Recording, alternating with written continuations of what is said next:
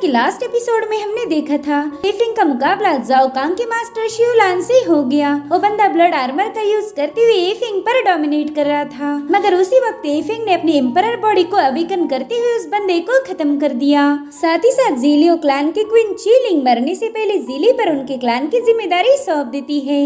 अब आगे तो एपिसोड की शुरुआत में हमें मिस्टीरियस माउंटेन की सीक्रेट केव का सीन दिखाया गया, जहाँ पर एफिंग कल्टीवेशन करने बैठा हुआ था। वो अपने माइंड स्पेस में जाकर यू चेन को बताने लगा कि जब से मैं सेंट रेल्म पर पहुंचा हूँ तभी से मेरा सीक्रेट टैलिस्मान इटर्नल फ्लेम्स को रिलीज कर रहा है, जिसके चलते मैं और ज्यादा पावरफुल बन गया। तो यूजिन उसे बताती है कि तुमने हाल ही में सेमी सेंट से सेंट रेल्म पर ब्रेक थ्रू किया है और इसी वजह से तुम्हारी सीक्रेट टेक्निक टैलिस्मान के साथ चैनल हो गई, मगर इसका मतलब ये नहीं कि तुम किसी सेंट लॉर्ड का मुकाबला कर पाओगे। जिस पर एफिंग कहता है कि अपर रेल्म में ढेर सारी प्रिमोर्डियल पावर है, मगर फिर भी यहाँ के बहुत ही कम लोग सेंट लॉर्ड रेल्म पर ब्रेक थ्रू कर सकते हैं और उनसे भी कम लोग सेंट एम्परर रेल्म पर पहुँच पाते हैं। मगर अब इटर्नल फ्लेम की पावर बढ़ने की वजह से मुझे ऐसा लगता है कि मैं जल्दी एम्परर रेल्म पर पहुँच जाऊंगा। जिस पर यूजिन कहने लगी कि अभी भी एम्परर रेल्म पर जाने के लिए काफी लंबा सफर तुम्हें तय करना होगा। वेल इटर्नल फ्लेम एक एंशिएंट फायर पावर है, शायद इसकी मदद से तुम ड्रैगन एम्परर को रिवाइव कर पाओ।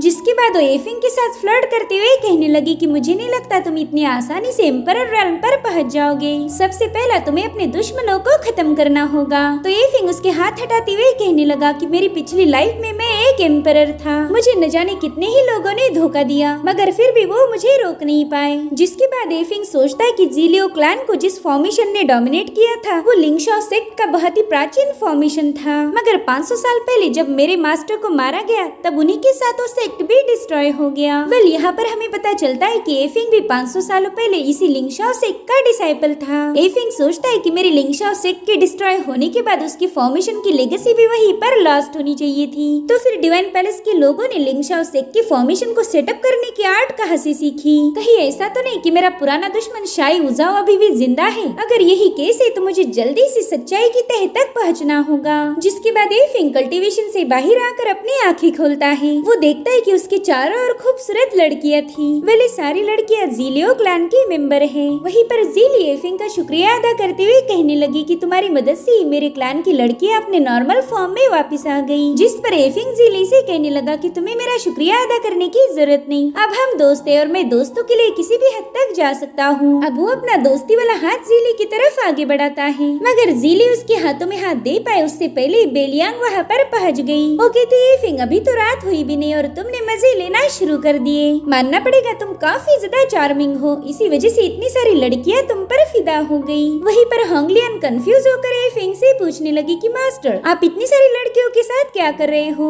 तो हुआंग ने तुरंत ही होंगलियन की आंखें बंद कर दी। वो कहती है कि बच्ची अभी तुम इतनी बड़ी नहीं हुई जो इन बातों को समझ पाओ। वहीं पर वांग ने भी अपनी आंखें बंद कर ली। वो कहता है मास्टर एफिंग मुझे आपसे ये उम्मीद नहीं थी, आप तो दिन दहाड़े ही शुरू हो गए। अपने मास्टर की ऐसी हरकतें देखकर मैं भी आप ही की जैसा थरकी बन जाऊंगा। अगर आपसे कंट्रोल नहीं होता तो आपने ये सब सीक्रेटली करना चाहिए ताकि किसी को आपके बारे में पता न चले। जिस पर बायू वांग को बताने लगा कि आजकल के बंदे तो जरा भी खुद को कंट्रोल नहीं कर सकते, इसलिए तुम भी एफिंग से ऐसी उम्मीद मत रखो, उसे मजे करने का पूरा हक है यार। तो अब एफिंग उनका डाउट दूर करने के लिए बताने लगा कि मैं तो बस इन बच्चियों को प्रोटेक्ट कर रहा था, अगर तुम्हें मुझसे ज्यादा ही जलन हो रही है तो तुम इनकी बेबी सिटिंग कर सकते हो। इसलिए बेलियांग आगे बढ़ते हुए एफिंग से कहने लगी कि वैसे तो मुझे बच्चे संभालने का बिल्कुल भी एक्सपीरियंस नहीं है, लेकिन अगर वो बच्चे हम दोनों के हो तो जरूर से मैं इस बारे में सोचूंगी। जिस पर एफिंग कहते ना बाबा तुम्हारे साथ तो मैं कभी बच्चे पैदा नहीं करूंगा, वरना वो भी तुम्हारे जैसे ही लालची बनेंगे, इसलिए मैं तुम्हारा ये ऑफर रिस्पेक्टफुली डिक्लाइन करता हूँ। एफिंग के मुंह से रिजेक्शन सुनकर बेलियांग को काफी ज्यादा गुस्सा आ रहा था। अब जीली इन लोगों को बताने लगी कि हम सभी एफिंग के साथ ही रुक गए थे क्योंकि मेरे क्लैन के लोगों के पास अब कोई पावर नहीं बची। अब पता नहीं आगे चलकर हम खुद को कैसे प्रोटेक्ट करेंगे। भले ही मेरे पास पावर है लेकिन मैं अकेले इन सब का ध्यान नहीं रख सकती।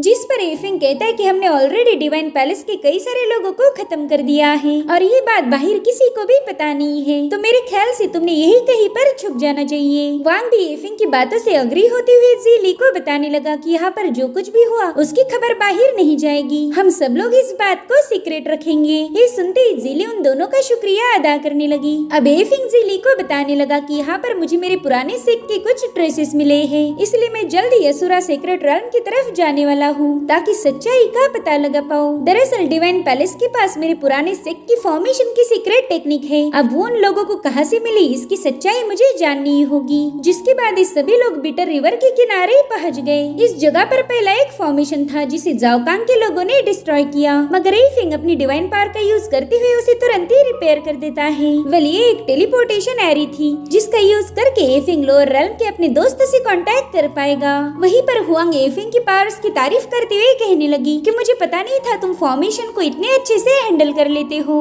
उसकी बातें सुनकर वांग होंगलियान से पूछने लगा कि क्या वाकई ये तुम्हारी बहन है? तुम दोनों में तो कुछ भी कॉमन नहीं लगता। जो सुनते ही हुआंग उसे गुस्सा दिखाने लगी, मगर एफिंग कहता है अब झगड़े करना बंद कर दो। और अब एफिंग तुरंत ही उस फॉर्मेशन को एक्टिवेट करते हुए मिंग ताई से कांटेक्ट करता है। मिंग ताई तो एफिंग को देखकर काफी ज्यादा खुश हो गया था। वो कहता है एफिंग अच्छा हुआ हम यहाँ से चले नहीं गए, वरना हमारी तो बात ही नहीं हो पाती। एफिंग देखता है कि वहाँ पर उसकी सारी डिसाइपल मौजूद हैं। एफिंग इन सबको एक साथ देखकर काफी ज्यादा खुश हो गया। शुआनयू एफिंग से कह रही थी कि आप जल्दी से वापस आ जाएं। इस शाओलिंग ने तो आपके नाम की माला जप जप के हमारे कान पका दिए। अगर मैं गलत नहीं हूँ तो शाओलिंग को आपसे प्यार हो चुका है। उसकी बातें सुनकर शाओलिंग तुरंत ही शुआनयू का मुंह दबाने लगी। वो कहती नहीं मास्टर ऐसा बिल्कुल नहीं, मुझे तो बस आपकी फिक्र हो रही थी क्योंकि अपर रेल्म बहुत ज्यादा खतरनाक है। तो एफिंग शाओलिंग से कहने लगा कि तुम बिल्कुल मेरी फिक्र मत करो, मैं यहाँ पर ठीक हूँ। तो नानगोंगलिन एफिंग से पूछने लगी कि बताओ तुम वापिस कब आने वाले हो? हम सभी लोग तुम्हें काफी ज्यादा मिस करते हैं। जिस पर एफिंग बताता है कि फिलहाल तो मैं सीक्रेट असुरा रेल्म के लिए जाने वाला हूँ, वहाँ से मुझे मेरे पुराने सिक के कुछ ट्रेसेस मिलेंगे, लेकिन मैं चाहता हूँ कि तब तक तुम इन लोगों का मेरे लिए ख्याल रखो। इन लोगों की सारी पावर लॉस्ट हो चुकी है, तो मैं चाहता हूँ तुम इनका अच्छे से ध्यान रखो। जिसके लिए वो लोग तुरंत ही राजी हो गए। तो एफिंग वांग से कहता है कि तुम भी लोअर रेल्म में जाकर इस फॉर्मेशन को स्टेबल रखने में मिंग ताई की मदद करो। साथ ही साथ बायू भी लोअर रेल्म में जाने के लिए तैयार हो गया। जिसके बाद वो दोनों भी पोर्टल में जंप लगाते हुए लोअर रेल्म में पहुंच गए। इधर प्रिस्ट्यू जीली को बता रही थी कि तुम अपना पूरा ध्यान रखना और हम तुम्हारे वापस आने का इंतजार करेंगे। जिसके बाद प्रिस्ट्यू ने अपनी पावर्स को एक्टिवेट करते हुए उन सभी डिसाइपल्स को स्टिक में डाल दिया ताकि वो पोर्टल में जाते वक्त महफूज रह पाए। जिसके बाद वो भी उस स्टिक के साथ पोर्टल में जंप लगा देती है, मगर उतने में एक पावरफुल थंडर से इन लोगों पर अटैक होना शुरू हो गए। तो एफिंग अपनी सोर्ड का यूज करते हुए उन अटैक्स को काउंटर करने लगा, मगर वो पावर काफी ज्यादा डोमिनेटिंग थी, इसलिए हुआंग और होंगलियान भी एफिंग की मदद करने लगती है। वहीं दूसरी तरफ लोअर रेल्म के डिसाइपल एफिंग की मदद करने के लिए आगे बढ़े, मगर वो पावर उन्हें पीछे ढकेल देती है।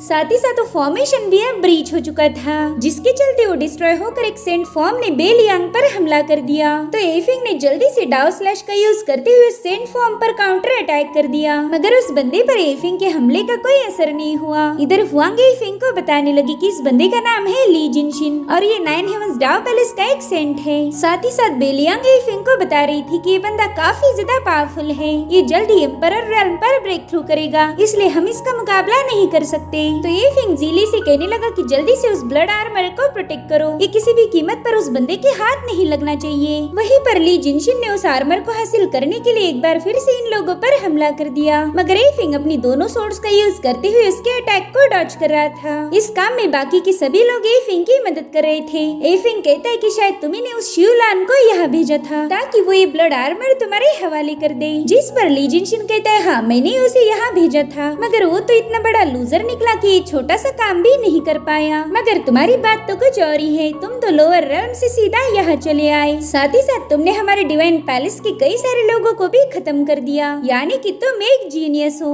तब तक ली जिनशिन ने अपने सेंट फॉर्म को दोबारा से एक बार समन कर लिया था और अब ली जिनशिन ने अपनी सेंट फॉर्म की पावर का यूज करते हुए एफिंग की शील्ड पर जोरदार अटैक करना शुरू कर दिया, जिससे उस शील्ड पर क्रैक्स पड़ने लगे। वहीं पर एफिंग के दोस्त अब उसकी स्पिरिचुअल पावर को ज्यादा देर तक होल्ड नहीं कर पा रहे थे, इसलिए एफिंग तुरंत ही वहाँ पर एक सील लगाते हुए खुद ही जाकर उस बॉक्स को प्रोटेक्ट करने लगा। एफिंग ने उस बॉक्स पर अपना एक फॉर्मेशन सेटअप किया था और उतने में ही वो शील्ड ब्रेक हो जाती है, जिससे उस जगह पर एक जोरदार ब्लास्ट हो गया। ली जिनशिन देखता है कि वो सभी लोग वहाँ से भाग चुके हैं। वो कहता है मानना पड़ेगा तुम सबके पास काफी फैसिनेटिंग पावर है, तुम लोगों ने तो मुझे इम्प्रेस कर दिया। अब अगले सीन में हमें अपर एंड लोअर रेल्म के बीच में की स्पेस दिखाई गई, जहाँ पर एफिंग एक डिवाइन शटल को लेकर पहुंच चुका था। जीली कह रही थी कि अच्छा हुआ हम समय रहते वहाँ से भाग निकले, वरना उस बंदे का थंडर अटैक हमें खत्म कर देता। वहीं पर हुआंग एफिंग से पूछने लगी कि तुम इस फ्लाइंग कैरेज को चलाना कहाँ से सीखे, जिस पर होंगलियन कहती है कि इस दुनिया में ऐसी कोई चीज नहीं जो मेरे मास्टर को ना आती हो। इधर एफिंग जिली से कहने लगा कि ये डिवाइन शटल तो काफी ज्यादा काम की चीज है, ये तो स्पेस टॉम को काफी अच्छे से हैंडल कर रही। पता नहीं तुम्हारे जीलियो क्लैन के लोगों ने इस शटल को डिजाइन कैसे किया होगा।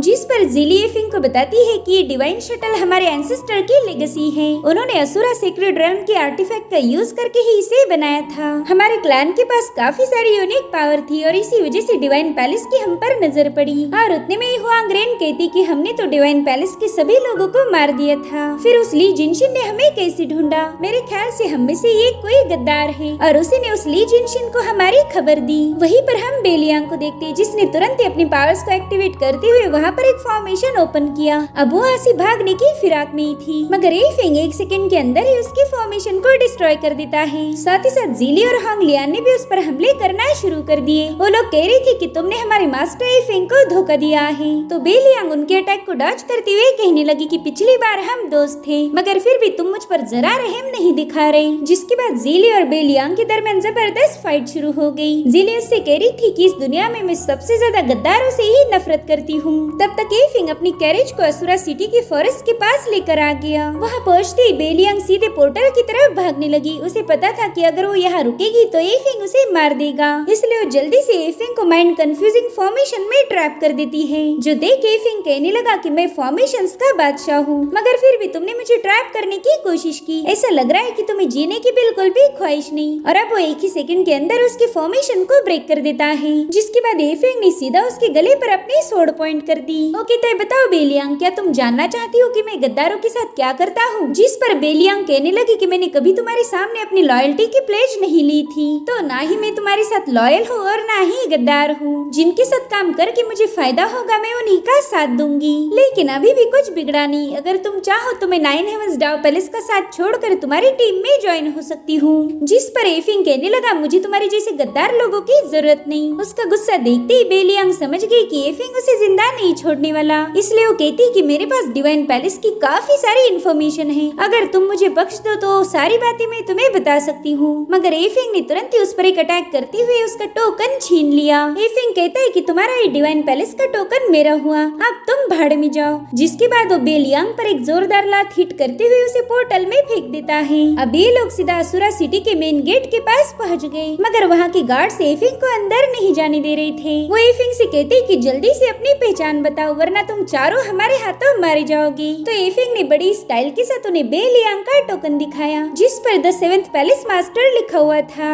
एफिंग कहता है कि मैं डिवाइन पैलेस का लॉर्ड हूँ, मगर फिर भी तुम लोगों ने मेरा रास्ता रोकने की हिम्मत की। तो लोग जल्दी से एफिंग से माफी मांगते हुए उन्हें तुरंत ही सिटी में एंट्री दे देते हैं। हुआंग कह रही थी, अरे वाह एफिंग, तुम तो कमजोर लोगों को काफी अच्छे से डरा देती हो। वैसे तुम्हें नहीं लगता कि ये टोकन हमारे लिए खतरनाक होगा? आफ्टर ऑल ये हमारे दुश्मनों से बिलोंग करता है। डिवाइन पैलेस के लोग इसी टोकन का यूज करते हुए हम तक पहुँच सकते हैं। जिस पर एफिंग कहता है कि मेरी नजरों से कुछ भी छुप नहीं सकता। इस टोकन में ऐसी कोई मैजिकल पावर नहीं जो कि डिवाइन पैलेस के लोगों को हमारा लोकेशन बताए। फिलहाल हम लोग फ्री है, तो इस आजादी को एंजॉय करो, क्योंकि थोड़ी देर बाद शायद हमें यहाँ से भागना होगा। वहीं दूसरी तरफ बेलियांग स्पेस में पहुँच चुकी थी, जहाँ के स्पेस टॉम का मुकाबला करने के लिए वो जल्दी से अपने आसपास एक शील्ड बना देती है। लेकिन वहाँ फ्लो होने वाले स्पेस टॉम काफी ज्यादा पावरफुल थे, इसलिए उन्होंने बेलियांग की शील्ड पर अटैक करना शुरू कर दिया। बेलियांग समझ चुकी थी कि अब उसकी मौत नजदीक है, मगर इसका उसे कोई गम नहीं था। वो कहती, फाइनली मैं आजाद हो जाऊंगी। जिसके बाद वो अपने मास्टर को याद करते हुए कहने लगी कि मुझे माफ कर दीजिए, मैं आपकी उम्मीदों पर खरी नहीं उतर पाई। और तभी उसकी शील्ड ब्रेक हो गई। बेलियांग जानती थी कि एक ही सेकंड में उसकी मौत हो जाएगी, मगर तभी अचानक से एक फॉर्मेशन ओपन होकर बेलियांग को ऑर्किड ग्लेन हॉल में पहुंचा देता है। दरअसल वहाँ पर डिवाइन पैलेस की एक लॉर्ड थी, तो बेलियांग तुरंत ही उसके सामने अपना सिर झुकाने लगी। वो बंदी कह रही थी कि बेलियांग, तुम मेरे लिए काफी ज्यादा इम्पोर्टेंट हो, इसलिए मैंने तुम्हारे अंदर एक प्रोटेक्शन फॉर्मेशन सेटअप किया था। मैं किसी भी कीमत पर तुम्हें मरने नहीं दे सकती।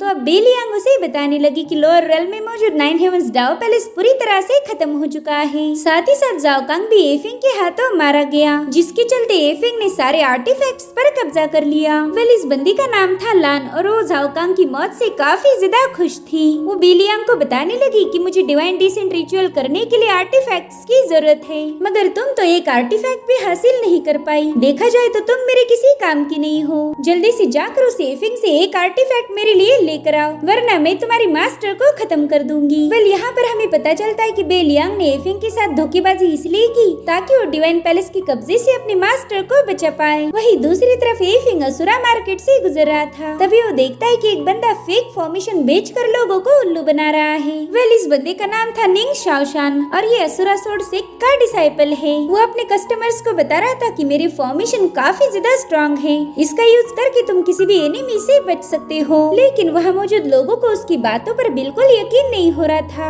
इसलिए निंग शाओशान उन्हें बताता है कि मैं एक मास्टर हूँ, मेरे जैसे स्ट्रॉन्ग फॉर्मेशन बनाने की एबिलिटी यहाँ पर किसी के पास नहीं। इसलिए एफिंग आगे बढ़ते हुए कहने लगा कि चलो मुझे तुम्हारी गोल्डन बेल फॉर्मेशन को चेक करना है, अगर वो असली रहा तो मैं जरूर से उसे खरीद लूंगा। जिसके बाद एफिंग तुरंत ही उसकी गोल्डन बेल फॉर्मेशन पर अटैक करते हुए उसे डिस्ट्रॉय कर देता है। वो बंदा तो एफिंग की पावर्स देखकर ही हैरान हो गया। जिसके बाद एफिंग ने अपनी डिवाइन पावर का यूज करते हुए उसकी सारी फॉर्मेशंस को उठा लिया। वो कहने लगा कि 100 स्लॉटर फॉर्मेशन काफी ज्यादा भयानक होता है, लेकिन तुम्हारे फॉर्मेशन में तो ऐसी कोई बात ही नहीं। जिसके बाद एफिंग 1 बाय 1 उन फॉर्मेशंस को टच करते हुए डिस्ट्रॉय करने लगा, उसमें से एक भी फॉर्मेशन असली नहीं था। जिसके बाद वो निंग शाओशान से पूछता है कि बताओ मास्टर, तुम इन लोगों को चूना क्यों लगा रही थी और इतने सारे फेक फॉर्मेशंस तुम्हारे पास कहां से आए। अब वो बंदा कोई जवाब दे पाए इससे पहले ये एपिसोड यहीं पर एंड हो जाता है। Thank you so much for watching, bye bye, take care.